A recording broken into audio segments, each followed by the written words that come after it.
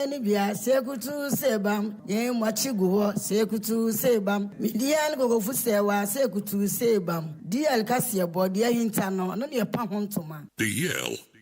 News.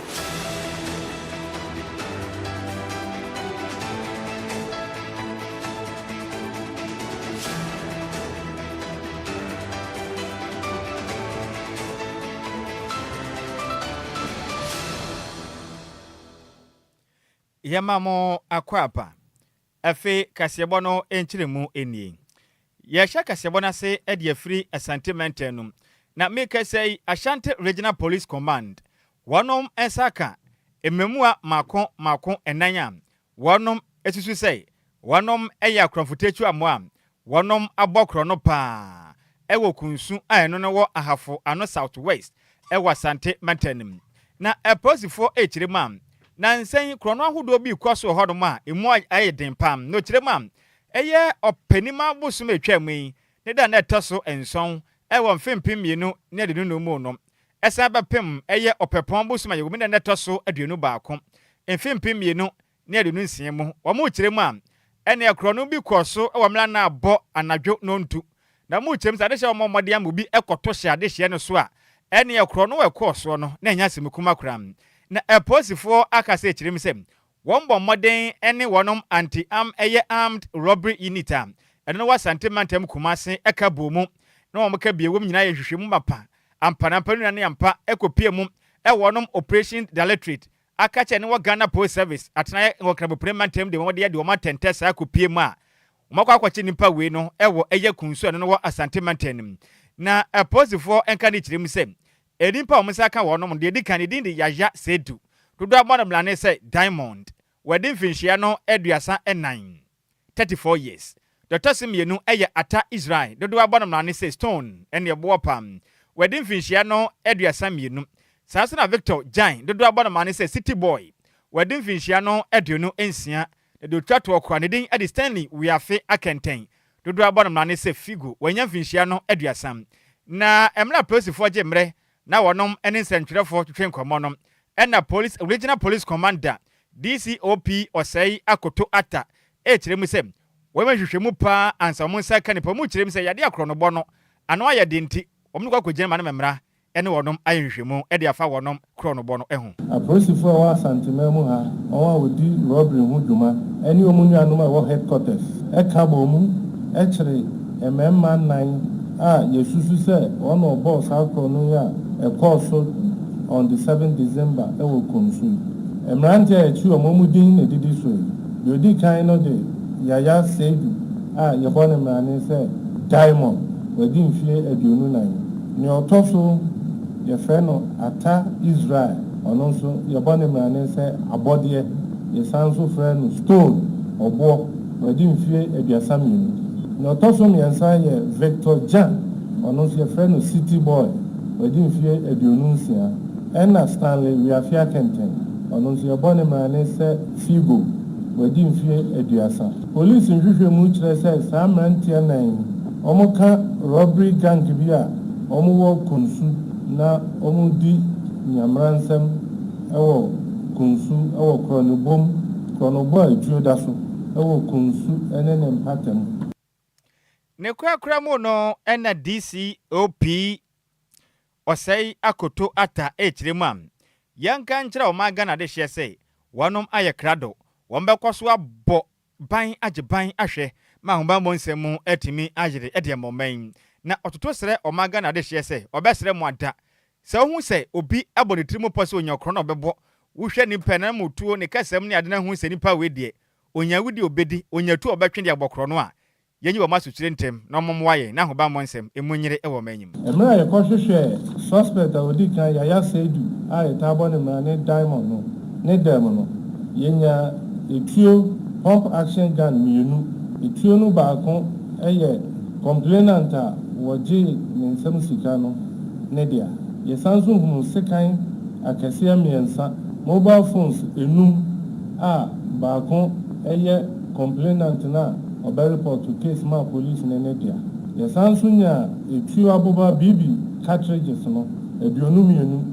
ene sika mpem aduonu mu nan 54,000 Ghana cedis. Nhwehwɛmu kyerɛ sɛ December da ɛtɔ so nson no saa mmeranteɛ yi nan ɛne mmienu bi ɛka ho ɛto hyɛ aberanteɛ bi ɛfrɛ no Kinsley Asare so ɔne ne nuanom mmiɛnsa a na ɔmo firi ɔmo mining site ɛbɛ fie ɛwɔ Kunsu Mankraso kwan no so ɛgye ɔmo nsɛm gold a yɛfrɛ no black yi. Ɛne a wotiɛ no ne den ade DCOP Osei Akoto Ata ɔno ɛna yɛ Ashanti Regional Police Command ɛna wote ne nkan. Na mane boy yɛnsɛm twerɛni Samuel Ofoliboaten ɛna difiri Asante Mantemu ɛde brɛ yɛn.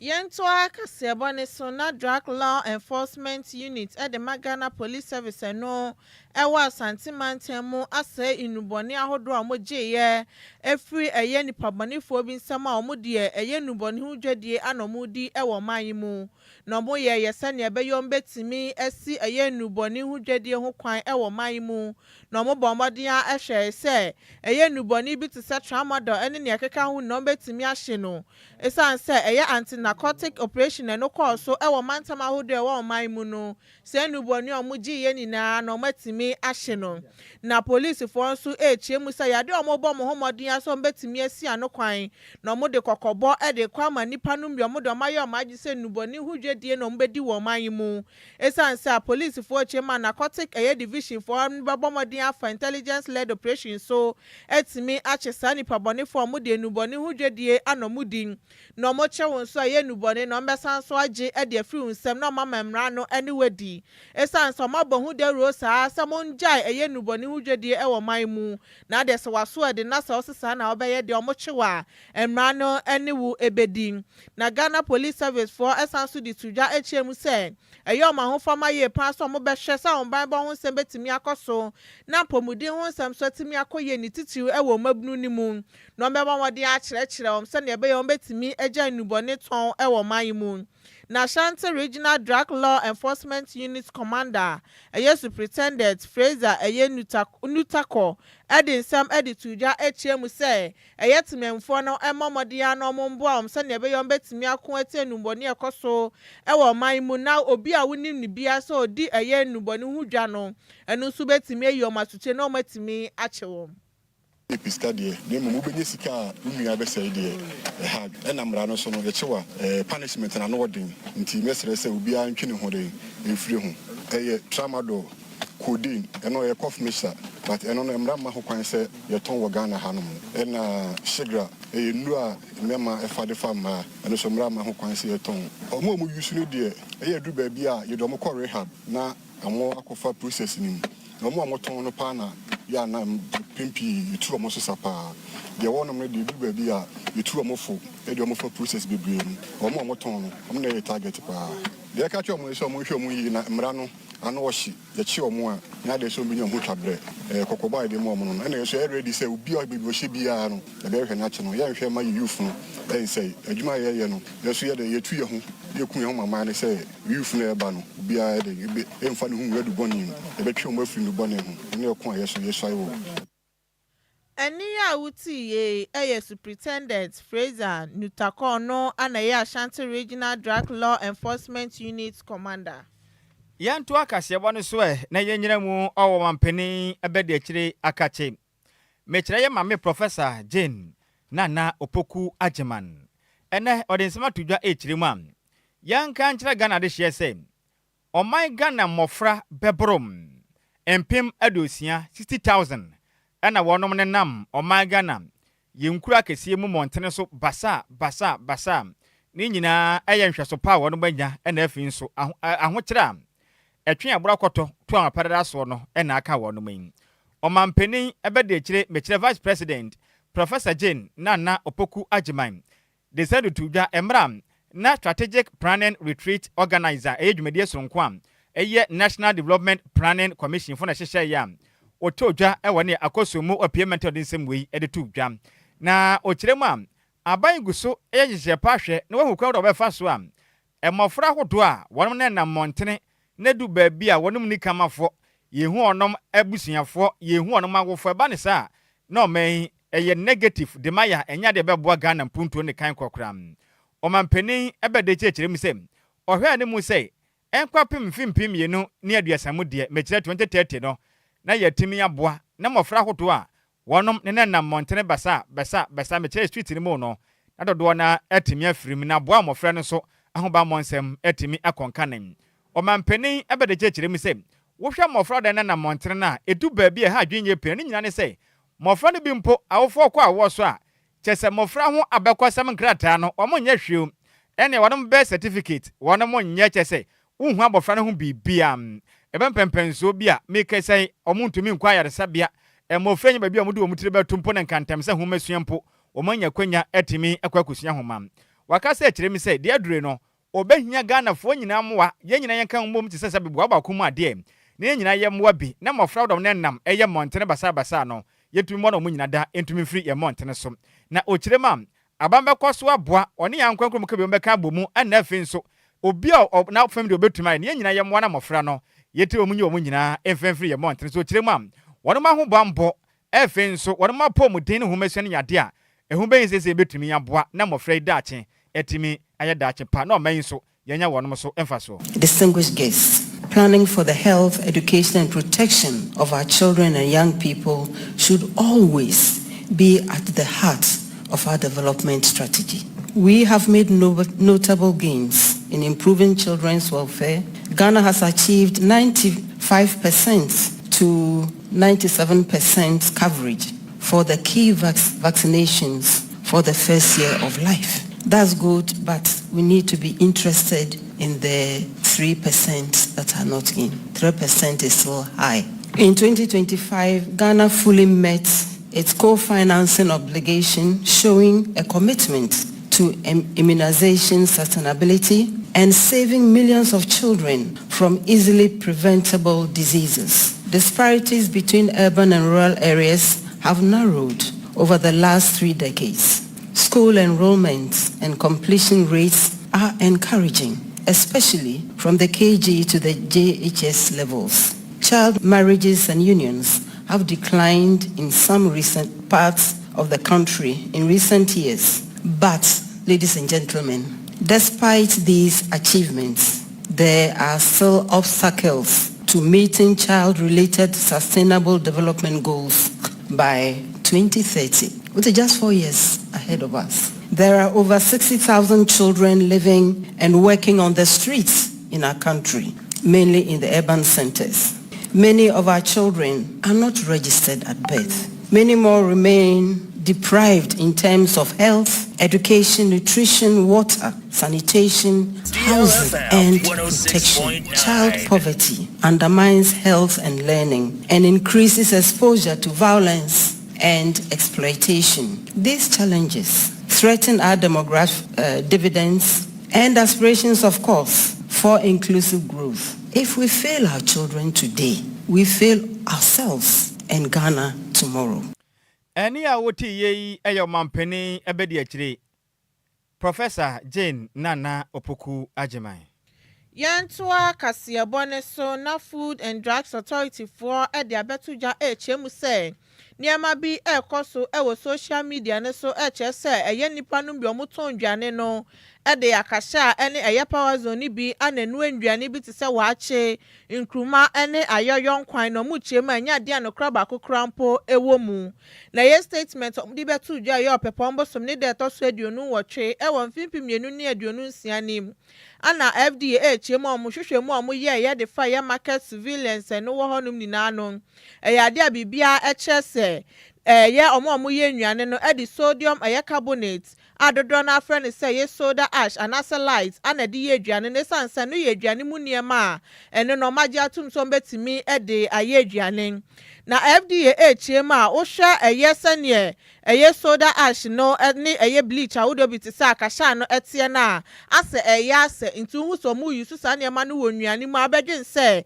eye akasha na ase eye power zone ana omode eye aduane no na emom ɛyɛ soda ash no anomode ɛyɛ aduane ɛyɛ ade omokrampo no magye atumu sɛ ɛyɛ aduane mu nneɛma a ɛno no betimi de akeka ho atimi ayɛ aduane no nti sensɛm a amanfo no bi ɛka sɛ ɛyɛ ade akahya ɛne power zone ana omode yɛ waakye ɛyɛ nkruma ne ayɔyɔ nkwan na nya ade no kra ba kokrampo ɛwom esan se mpanifo no kra de kokobɔ de atodwa ɛkyɛ mu sɛ nneɛma bia a omde bɛyɛ aduane ɛno mboa ɛma pomudi ho nsɛm ɛntimi ɛnkoso no ɔmunjae esan sɛ kɔba so omode akahya na sɛ power zone ɛbɛyɛ aduane a ɛno no ebetimi aha yemni manampo sɛ ɛyɛ ya no sanso ne kɔ yɛ nipadwane mu so a ebetimi aha adwintanya ade mpo no mbɛma kwan sɛ obi de akahya na mpo sɛ power zone ebetimi ɛde ayɛ aduane nti omode omobɔmɔden ahwɛ sɛ omode hyɛ pa begu akwan mu sɛ ne abɛyɛ a nipa na pomudi ho nsɛm betimi akɔso na Bible ho nso etimi akɔso ye nti ombetimi ayɛ nkyɛkyɛ ahodoro sanso na ombɛyɛ hwehwɛmu ahodoro de fa nnuane a no ɛba monte so a nipa no bi edi ɛde kɔ mo yɛ mesan sɛ nya ade a ɔmbɛtena hɔ no mahwɛ saa so obi mfa nneɛma bɔne ɛmrɛdwaman so ɛsa nipa na pomuden ana ɔmode ɛto kyakyan nti sɛ hu sɛ obi ɛyɛ bibi na sɛnsɛn fata obetimi ayi ɔmasutire sɛ na ɛbɛyɛ a nhwehwɛmu ebetimi akɔso yanto akase wɔ no so na yɛmmɔ hwee ɛnsan ɛmfa yɛne nkyerɛ mu ɛwɔ asante manta no mu biom na ahafoano south ɛyɛ district chief executive yɛ onimnyamfo Sadiq Abubakar meka say one assembly no ana mense no abo adwumaden ye pa e de aso de abofom ene dua yi etimi ahyase a wonom AC2 story building eno beboa pa na classrooms makoma nsia ene bewom e de ama communities ana nkronkro makoma miensa afen so community center ba akoso tato a enya semekuma kram na ochirema adwumade we no eyade a Ghana Education Trust Fund get fund ana afen so wonom mense no eye mahyebedwane common fund eka ho bi na omo no boboa se be ya ho masua betumi ekọ nkane ewo ahafo ano south eye mense no emum na nkronkura hodo a wonom sa ebeka sanfa sudie ebi eye manhia eno no wokopie mu hodo ma wonom classroom no eye 2-story building eno no e contain 6 classroom blocks ene wom empasa so number 2 nso so Saba pepe eno so ekita 2-story building eno so eye 6 classroom eye blocks ene wom ose krum eno so eye 2-story building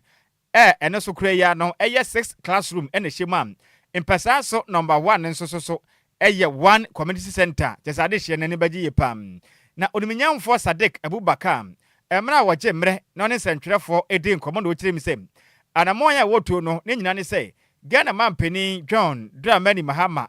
ede ahye ne hye mu se opese woboa na oman Ghana nkronketwa akese na de ntam nyina no empunto otumi ba ho ne senti opese ogina Ghana mampeni nkran hye sem so no boa na mputo mepa ekonkronkura hodo am ehye na bato empesua no ase odi sem sei etudwa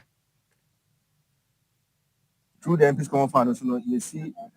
story building, number 2. Now, yes, I see community center, number 1. Yambo China beto so. Ye we are John Dramani Mama e ba be Ghana man pay no. O se kwan bia so bia mpuntu oni bia no or for so se bia mpuntu be de e be come. If your common fund e ba ye no e na ye de ye sa project yi. O sha school dan ye wo hoyi se be utwam na uhu a awe ho na se be wa o hwe nkran ketua ya e ho no mutena esua ade na enema enkoye. This time around, you were John Dramani Mahama saying they see 3-unit classroom block, office, storerooms, Libya, Southwest, Libya, the Ekao. It's Yambo China so, yeah, to also now Yakoma class in high school. Issue polytechno, it will take a capacity of 50,000 liters. The Quakoya, the Amomo, a friend saying Yakomo chip compound. Now Kunsu, SDA, so Yakomo. 3 units. And oko asiobana also yakomo keji ewo honoma sebe ebeboa. Ntimpuntu ne de ba be koso afetini ye mo compound ewo isio so ye ma ai asioko sekrum ye mo munsio oba de mra so a ye mo munsio skafu moja ye mo munsio ena mankan so enso ye mo munsio. You also so yamboa Adjoa ye kwakusi children's world ewo ho nti da so kwa akobo form Adjoa ewo yo so edama yemanfo a ewo ho eni ya wuti ono na ya aban enamusini edema de hia wanom ewo ahafo ano south ewo asante matane den de onimnyamfo Sadiq Abubakar ena wote nene na mane boy yensem twire ni Barbara Kranten ene difri asante mantemo ebesom yen. Yentoa Kasiabone so na memende da yanim eyo pepon bosom ne de to so aduasa baako ewon fimpimienu ne aduonu nsia ni mu eyade a MPP amanyokuo no ekwa akoto aba ade yi eye Frankatuni a onu bedi omanim ewon fimpimienu ne aduonu wotwe abato nim na hu behia se party ni na betimi aka bom no matimi akoto aba no se ne ebeye a omo nso no mbenya Frankatuni a obedi nkunim de ama wom ewon fimpimienu ene aduonu che abatuonim na ya Patrick Boamo no na emrahye bedwanin ede ma Okaikwe Central ede atuja echiemu se ehun behia so modi asumdue so ebeba akoto aba no sane ebeya bibia betimi akosoye ede ama wom sanso na abato ne ho hyehyeye nyina no omoma emunda honom sane ebeya omonso no betimi akoto aba na ohaw bia entimi emba na de obedi nkunim ewo memende ede yanim na ye party members ni nyina entai na chi sane ebeya ono so no betimi aye adwuma na mfimpimienu ne aduonu wotwe no watimi akodi nkunim ede ama MPP amanyokuo no na okachom so mo magina nyina no omunya komapa na asumdue so ne efento aba no basabasa ya de anya ade a omuhia bi.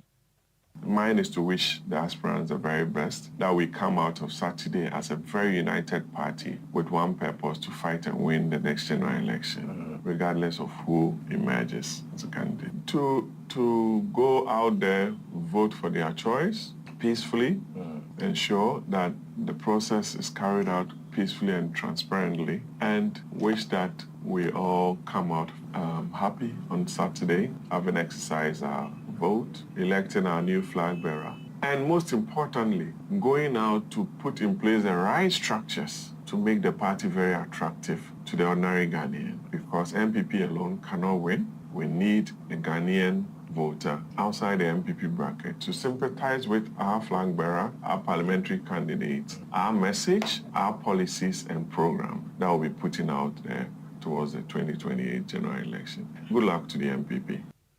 Enuachi ana Patrick Boamo no na ye Foreign Affairs Committee member sanso na ye mrahye bedwani ede ma Okaikwe Central eli tuja HM se ye Ghana passport na omo pese omo nyema aisho speed no omo forma omo madian no mu ni hyehyeye nyina so ewo ye amended fees and charges eye at 2025 ne so se na be yo betimi ede aye. In that airline, compatriots outside who are of African descent or African Americans or other nationals who want to obtain Ghanaian citizenship, which will eventually lead to the acquisition of Ghanaian passports, have to go through a certain process, and that process is under the purview of the Ministry of Interior. So you see that the processes. The Minister of Foreign Affairs has this duties to perform under the NLCD 155 or 167. And the Minister of Interior has his role to play during the acquisition of citizenship or persons who want to naturalize. So if he's not a Ghanaian and wants to obtain, or the minister has announced that he was going to be issued with a passport, then he has to go through the processes at the Ministry of Interior to either be naturalized as a Ghanaian or dual nationality, which is allowed, before he can be issued with an ordinary passport. The minister also did not say he was issuing a diplomatic passport, and also he does not fall within the ambit of Section 7, which deals with special passport for public officers and citizens of DLFM 106.9 for him, yes, towards the Eni ya uti ye Patrick Boamo no ana ye mrahye bedwani ede ma Okaikwe Central. Yanto akasebo no so na yemfiri MPP osene kokokwa amanyukuo na akache na yemfa ya ne mfa nkyere mu ewo NDC kyineye amanyukuo no akache na wonom otwatwerefo penin ede ma amanyukuo no ye fifi kwete ede nsem atodwa ekyiremsem amanyukuo no eguso ya hyehyɛ foforo no beboa pam na amanyukuo NDC no wonom akache no omaya hyehyɛ foforo na omapaw mpenifo foforo mbeda amanyukuo na no kyiremu a saa hyehyɛ no yade mu beda ho fan mbedi mena so aboa amanyukuo na mamra nso a anaso amanyukuo ni constitution no wom de ye adwuma pepepe na mra ne offense ntwerefo nhyiemu na Mr. Kwete ekyiremu sem wohwa NDC amanyukuo no wonom article 54 edema NDC wonom emra hodo a ebo amanyuko no ho ban wo kyerɛ mu sɛ ɛyɛ wɔnom National Executive Committee no aya ebɛka ne sɛ yɛ nek no ɛyade a wo kyerɛ mu a obi a opɛsɛ ne nsa ka tumi no bi no ɛsɛ ɔhwɛ hu ne sɛ wɔnom section 8 no ɛma ho kwan sɛ wɔn fa nhyɛ pangu akɔ no mo na aba no wɔn to no pɛpɛpɛ sisie ne kuro no bia no entimi embembom na fifi kwate ɛka sɛm no wo kyerɛ mu sɛ hyehyɛ pi wɔ hɔnom ɛde mani pa hodo a wɔnom pɛso mbɔ mmɔden akɔgyina na ɔmoto ɔmo so wɔnom konya dibrɛ ɛwɔ MPP amanyuku ɛnase NDC amanyuku no akakyɛ wo kyerɛ mu sɛ saa nipa hodo ɔmo pɛso mbɔ mmɔden na ɔmoto ɔmo so aba na mbenya dibrɛ wɔ NDC amanyuku no mu no ɔbɛsrɛ sɛ monhwɛ ne yie sɛ abɛn di bɛbɛn kita mo nsɛm ɛno akyi nso abɛn di brɛ kita wo nsɛm hwɛ hu ne sɛ wobɛtumi ɛto ho adeɛ so bosom bɛyɛ nsia akyi ansa na wakɔfa forms ɛnte saa ɛnya de ɔmbɛgye wo do atom kram o kyerɛ ma nipa ahodoɔ bi a mo bɛkɔ pɛsɛ ɔmbɛnsa bɛkita dibrɛ bi ahodoɔ bi hɔ no mo ebi hɔ wɔ no dibrɛ ne kita nanso no ɛnya ade am na bɛsi wo kwan sɛ wontumi nkotu franka anasa wonkɔpere tumi ebi a meka sɛ woyɛ chairperson anasa members of boss no mo de mo no muni haw bia no mo betumi akotu bia mo ne nya ade a mo yɛ full time ɛyɛ job ntini muni haw kram na o kyerɛ ma nipa ahodoɔ bi a mo no sɛ mo petumi wɛndi sɛ manyuko ne mpanimfoɔ dibra kakye a agye sɛ mo resign anamo de mo dibra to hɔ ansa na motumi akɔpere tumi ne bi no o kyerɛ ma wo a woyɛ minister anasa deputy ministers mo nka ho mo no gye mo de mo dibra ne de to hɔ bɛyɛ busumi nsia akyi ansa ɛno akyi chief executive officers managing directors and office mo deputies ne nyinaa gye mo de mo dibra to hɔ ɛnte saa montumi tu frankra metropolitan assembly mpanimfoɔ municipal and office district chief executive no mo nyinaa no mo ka ho bi ɛnte saa na mo kotu franka na mo bɛte pew na o kyerɛ ma constituency level na abato no ebeto gye Nyankopɔn yɛ adoma ɛyɛ ofolisuo bosome April 2026 na beto dwa ɛno akyi regional level ɛyɛ positions ahodo ma mo pɛ dibrɛ ɛwɔ mantam ne mu no o kyerɛ mo bato aba no ɛwɔ May kotonim abosom ne mu ɛwɔ 2026 ɛno akyiri upe dibrɛ ɛwɔ national level sɛnea ɔmanga na mu nyinaa pepani die kɛseɛ bu amanyuko na akakyɛ a ɛno beto dwa ɛwɔ June 2026 enti monhya no nso o kyerɛ man hyehyɛ pa bɛgu akwam aboa mamra esudie ɛyɛ adwuma. Now, National Executive Committee approved eligibility provisions. Ladies and gentlemen of the press, pursuant to Article 54 of the party's constitution, the National Executive Committee has approved the following general provisions under Section H of the guidelines for the elections. 1. Any person seeking to contest for a party position who currently holds an office to which he or she was appointed by the president or government must resign from that office at least 6 clear months before filing nomination form. I take that again. Any person seeking to contest for a party position who currently holds an office to which he or she was appointed by the president or government must resign from that office at least 6 clear months before filing nomination forms. 2. Chairpersons or members of board or persons in analogous positions are exempt from this restriction. Why? Because they are not full-time employees. So those who are full-time employees are affected. And the following are those who are affected. The affected officers under paragraph 1 include, but are not limited to: A. Ministers and deputy ministers. B. Chief executive officers, managing directors, their deputies or analogous officers. C. Metropolitan, municipal, and district chief executives. So those are the 3 main categories. Now, the official guidelines for the elections will from today be made public. So all of you will be able to have access to it. Now, for the voters intending to contest at the constituency level who fall in the category I just mentioned, the 3 categories I mentioned, those intending to contest at the constituency level shall resign by April 2026. Enu wachi ana Mr. Fifi kwete kasemo ana wo kyerɛ mu am. Obesre enipa hodo a masom NDC amanyuko na che na mokon adɔsɛ mo betimi akɔakɔpre dibra amanyuko na ka che na obesre mo ada. Afi ne mo kɔ no abɛfo kwan so ene digital ye ne yakuro no. Momoden na monko NDC wonom official website www.ndc.org.dh. Ne mabomoden akɔfa mo forms ni nyina kama. Ewo one more branch anasa constituency anasa national ana regional na bibia ye kama pam na o kyeremu a obesre se momoden a ebi mpo ana wo no digital bia na ofun ye kitawo ye banch da ho ebo ye yam enti wo de fa na memwa na bo short code we eye USSD code no eye star 920 star 25 hash star 920 star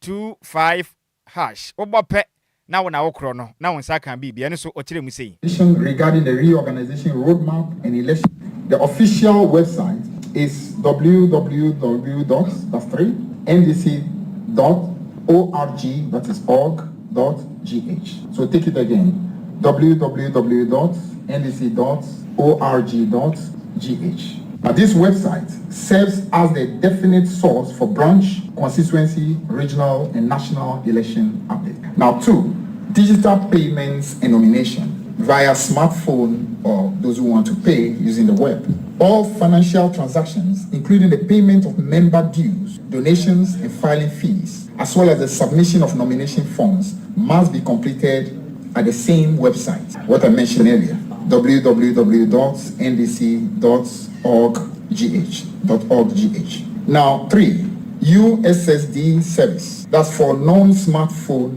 users. In our commitment to inclusivity, members without smartphones can access basic services, check due status, and make payment by dialing the official USSD code. And here it goes, USSD code. Then you have star 920 star 25 hash. So that is the official USSD code for DLFM 106.9. Any a woti ono na yo twotwerefo penny edema NDC amanyoko ne den ade Mr Fifi Kwete na mane boyi ya mane boni Elvis Kuma Samson ene de ebedan yen na ye hona yen kenka dwonchane tew na sports for no emfa gudie mu nsensem so emra emesom yen na oyibo boaten de aba no wose second coming of Bawumia is Dandel Mate medase na sweet Elizabeth Diabano was a good evening. My lovely crew, Papa, no was a casebony more days, so test Yangasa, Ocean Life, Edifil Lebanon Zone 4. Richard, Menu Diabano saw my Adjoa Nhyiraba, and Adjoa Agyei Sikapa, more boy Jumadia, Pianco Sam Jumadia, more bo. Richard Manu in the BBF, BBA, Ebeya for Ebeya Dreno, ye call Agropama, son, mewa family nim, Nancy, to Atana, nim said Nanso. The problem is that I think the referee is for them. The referee is for them. I remember I scored a goal. And after jubilating, they cancelled the goal. Why? Because it's for them. It's for them. 2 goals I would have scored. I was heading to the post. The post saw me. And I saw the post.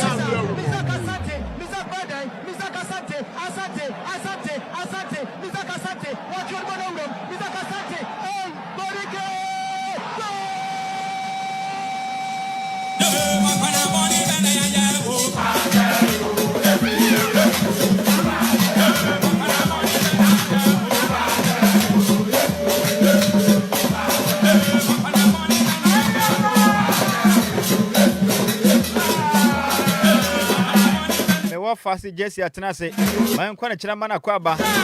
endo da Champions League nyase mkuma Madrid ama amamfo sika shikure yimu a emu a yepa yenko Jessy na tisai ya ofa bibia aboko na wonso e ya me adome ho ye yankopon ase enra utwa bet ne bi oh dabi endo ofa de man ko market ba se wonu yaka utwa bi oh yeah ba de enra de wanko no amanko enra mitimi kokko share ba bi FD for kokko ye adwuma bi oh okay ya ma be do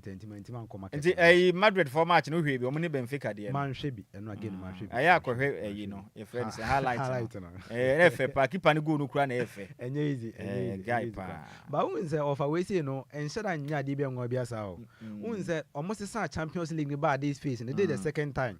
unse first no born home and away but so match sana this is the second time match sana say omo born home and away bi into betima ko born way home no wa ko different person home ni nyina na omo we Madrid on qualify for then to the round of 16 and baby as okoko playoff and sana qualify nta fi so be sample playoff yes I fi so be sample playoff and sana qualify me bomb pie say omunyi omun firim o sa na mo metim ketua ne nkubi ense omo ko mo bra bia Madrid ana na penny na de omo ko bra bia okay Chelsea be wa kwahye na twa ne be yefo animu wase ofa unse Madrid no makọ club bia omo here ombon hwema wo Champions League kwampo a Champions League te you any previous years yenim of late emfa o de yen kaka when was the last time Amoje Champions League? Oh, offer Madrid the Champions League be 5 years ni. No penny. Now 5 years as seven I can. We nya on kajegu me bread in why? Emre se me be di honko. All right. All right, mummy mamu na majo emfamra deal 106.9 so ena nwumre bre tima du setim da gudie mu nsem etim erebre obi a wutie show no efri ebia betimi akọ Facebook a na so otimi search deal 106.9 ada won betima so on betima to so on sentimi to so a no wetima like no wetima share mrepam no ye be ko na etima kenka comment no ama bia na etima kwan ko piem ya da sports team no nyina timi tamachi a medi dwumadie no etimi erebre so aso no ko piem de ade a offer Kwadwo Sammy bi so no etachi na Adjoa Agyei Sikapa so no etamachi so medi show no etimi erebre so ma bia no etima kon kan medam.com na mekamu.com obi aso no etima bia mo mutie show na ma bia no etimi akonka yen sha ase de ane ye sha ase so no Free Ghana Football Association so no ade president FNC Ket Okreku ade Ket Okreku ne etimi bisa na asemi se ukoko piem de ade nche pi na ade mutimi ko conference na mutimi ko no ade omatima je atum se we FA president e Ghana hanum se dia ade obetima ko 3 times ene ebisa se why wadwen se obetima ko 3 times na se obetima si form amani ba fro so no etima ba beto yentie nsama Ket Okreku no ye FA president e Ghana hanum se no wetim edetuja. I don't know whether I want to continue, which I don't know.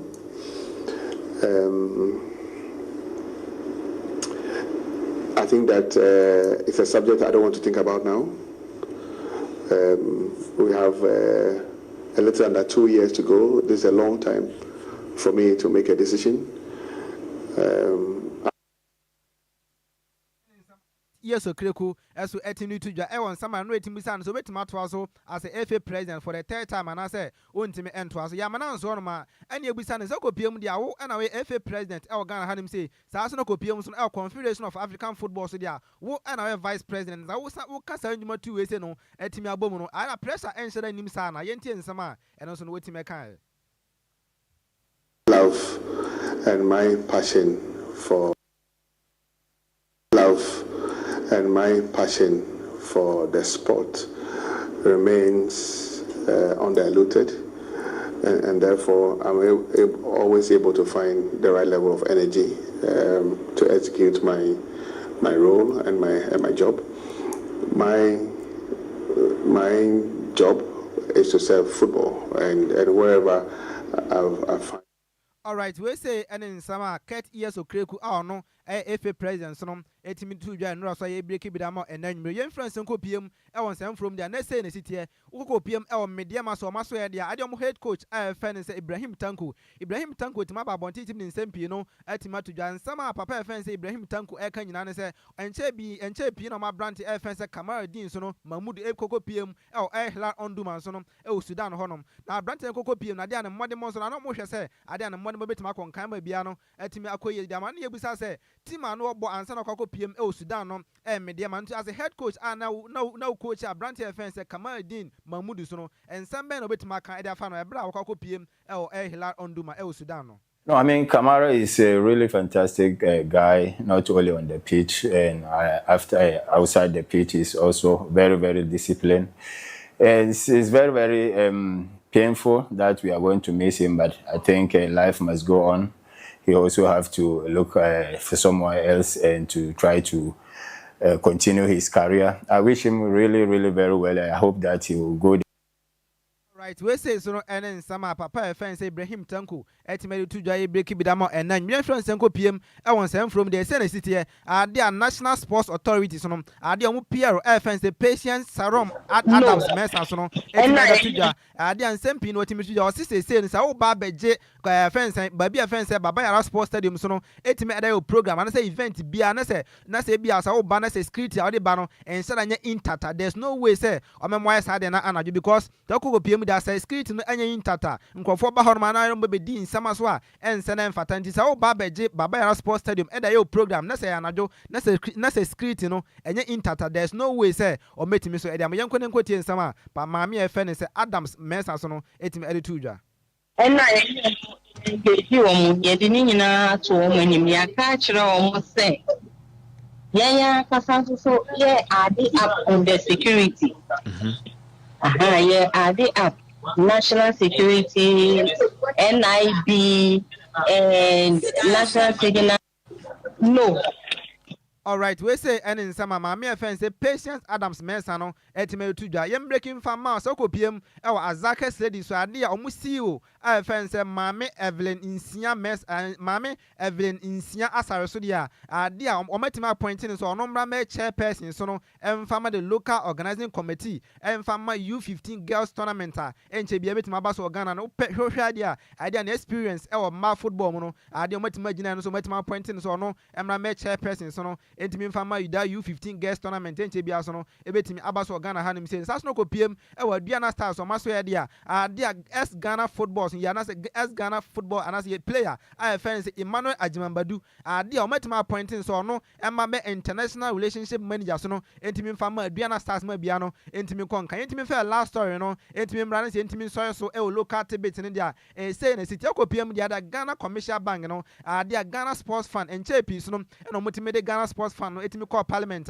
omutima agidi tum say eno no metima nya sika omuso a ometimi da abo Ghana so no ometimi de abo ye football no ho bra na ade na nwrem breaking fan ma say ade Ghana sports fan no say na city zo kopiem dia ade ba bia ye betima save sa sika pudo na ye betima nya ede free sports no mu nyina no Ghana commercial bank we say so no nsema the sports minister Kofi Idi Adams no etimi da tudwa ye break bi da ma na nwrem entimi nyina sa nsemi so ye etimi fa local tibit ni na no entimi emra we o dia 106.9 so Lumba in Super Natural Mineral Water. Get a grip with that super break. Lumba in Super Natural Mineral Water. Get a grip with that super break. One spring it off. Now if you want Samra back, as I said, you're my dunkunim. Born to cry my head. My shall go, Munkase go. DL Power Sports. DL Power Sports. It went there. It jump. Dead. All right, me and Twas and Yentimi fan phone close in 7 no into 2000 fan mount e would dia 106.9 so and then you made any kwakwa here at a fair no UEFA Champions League games and no 18 because said me no for some be so no ye di kan edi un come on say na city ekopiem their teams are omutimi nya automatic qualification ekopiem round of 16 no say na city Arsenal etimanya qualification Bayern Munich team fn say Liverpool Arsenal kopiem their Tottenham Hotspur FC Barcelona team fn say Chelsea and Sporting CP and Manchester City so no omo 8 clubs omutimi nya automatic qualification omo kwakopiem the knockout stage 1 of 16 so no ama bia so etima konka na teams yetimi ball ni na wie no so no ade omo ntimanya qualification omo so no matima yi omo firi ma Champions League no omo mo bia mo kwakopiem Europa League so no say na City ekopiem dia that 12 clubs so no say na City team fans Olympic Marseille and Pafos team fans Union Saint-Gallen and PSV Eindhoven Atletico Club de Madrid Napoli FC Copenhagen Ajax Amsterdam and the team fans Eintracht Frankfurt Sasso kopiem that Silver Plaha so no ade omo ntimanya qualification and kopiem Sasso kopiem dia Thomas Partey team fans Villarreal and the last team so no team fans team fans Carrot Amata we say so no any teams ade omo tima free mo kwakopem bi so no etima tenama bia na etima koye so no etimi dia mam ena kopiem dia say in a playoff no esi etie playoff omo metima kwakop playoff na omo hweso metimanya qualification so no aba beka that 8 clubs no ama na etima 16 no matimi di ni nyina so etima hye so no say na City team fans Real Madrid International Milan Paris Saint-Germain and team fans Newcastle Juventus Atletico Club de Madrid Arsenal Athletic Bergamo and the team fans Bayer 04 Leverkusen Borussia Dortmund Olympiacos team fans Club Brugge Galatasaray Sergeant team fans AS Monaco Arsenal Qarabağ and the Bordeaux Glenk and the team fans Benfica almost on the clubs omo kwakwo playoff no ama bia so na team akon kan ye break bi da mo enna nwire so na honoma bibia so team akon kan no kopiem dia say na City player of the week of the Champions League no etimi ba we say any player of the week no esi etie Abrante fans Joao Pedro no ade osina kan ede ma Chelsea and Abrante fans Andra so no ade osina kan ede ma team fans FC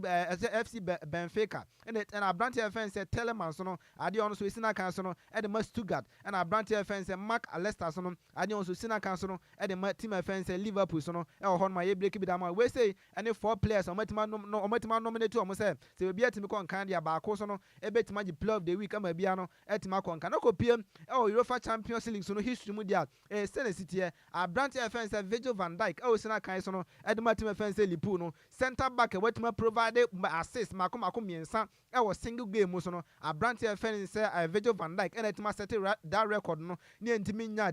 center back bia ono no gina be ma club bia wetin in a single game no wetima provide assist ne mako 3 no ne ntimi nya bi da Abrante defense Virgil van Dijk no enro Abrante ntimi bia eno so ne break bi da mo enanwumre yen france enko piem sem from the Sene City Abrante defense Rafinha ne ekwa bisa ne se na wo hwa ade defense Ballon d'Or no na ba ye ba so no na dodo na nim se ade awo na ade awo betima jama bia no etima konka ne ba ne se krampo ene wantima anje na Abrante ne se na hwe statistic ene record dia na no nim se ade awo no na betima je na mum kamia kwa eti se Champions ana so betima je Ballon d'Or na se wantima anje Champions League na enya de se enya de so metimi da ma ene ntina Abrante defense Ousmane Dembele so no omotimi ba no na enyom na enya se Champions League na Dembele so timi ji ene dia na ya ade anko no Abrante defense Rafinha no ona ne ke betima jama bia so no etima konka yem France enko piem Nottingham Forest for so they be the first to know no me confirm from man say ade 90% done deal say Abrante defense Jean-Philippe Mateta so no ade ometima wie bibia ma bia so etima konka ye say ade within the week and say by next week ne dia na Abrante defense Jean-Philippe Mateta so no sina kanama Crystal Palace no ade no betima bu na ketem so no akokopie team FM Nottingham Forest ma bia no etima konka so team da ma etima no ade team FM say Real Madrid and no mutimi ko Benfica for home no mutimi ko kwaji 4-2 etim edishom ho na ade game meeting ba wie no Florentino Perez say coach FN say Aberora no ase ne mmode mo no ntimi nshada nkonkan bi asa ento ma hyase a omode papa FN Una Emery so no